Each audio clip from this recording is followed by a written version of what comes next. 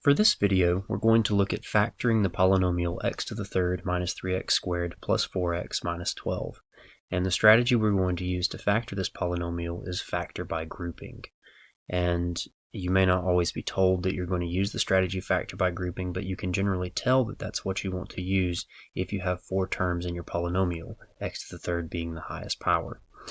And so what we want to do is we want to group, if you've written your polynomial in descending order, which we have here, we have the x to the third, and then the x squared, then the x, and then the number term or the constant.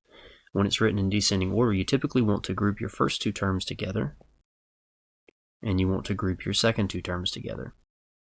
And really what we're going to do is we're going to treat this almost as if it's 2 problems where we're factoring using the greatest common factor method. So what we want to do is we want to factor the greatest common factor out of x to the third and the negative 3x squared. And so the greatest common factor of x to the third and 3x squared is going to be x squared.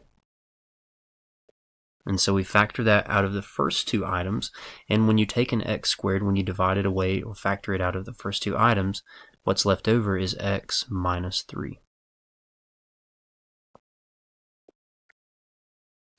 And so all we did was take the x to the third minus 3x squared right there and just transform it by factoring using the greatest common factor into x squared multiplied by x minus 3. And now we want to do the same thing with the second 2 terms that we've grouped together. So we have 4x minus 12, and again we want to factor out using the greatest common factor method the greatest common factor of 4x and negative 12, and that's going to be a 4. So if you factor a 4 away from 4x minus 12, you're left with x minus 3. Again, all we did was look at the second set of 2 terms and factor out the greatest common factor. So we just transformed it.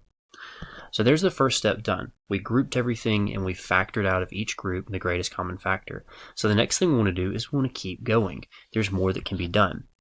So after we've factored out the greatest common factor out of each set of 2 terms, notice what's left over is we have something multiplied by x minus 3 plus something else multiplied by x minus 3. And so now we have 2 terms, x squared multiplied by x minus 3, and 4 multiplied by x minus 3, 2 different terms, and we have a common factor in each of those 2 terms, an x minus 3. So now again we can factor out the greatest common factor of each of the 2 remaining terms. So what we're going to do is we're going to factor the x minus 3, just factor that out front, and then if you take away or divide away the x minus 3 from x squared times x minus 3, the only thing left over is your x squared. And if you divide away or factor out the x minus 3 from 4 times x minus 3, the only thing that's left over is plus 4. And so literally this x squared comes from there and the 4 comes from here. And we're just pulling or dividing away or factoring the x minus 3 out front. And so now we have factored twice and we're left with x minus 3 multiplied by x squared plus 4. And that's going to be our final answer. Now one thing you do want to check on is when you're doing a problem like this, sometimes you can factor further. But for this particular case, we're done and that's all we can do. So that's your answer.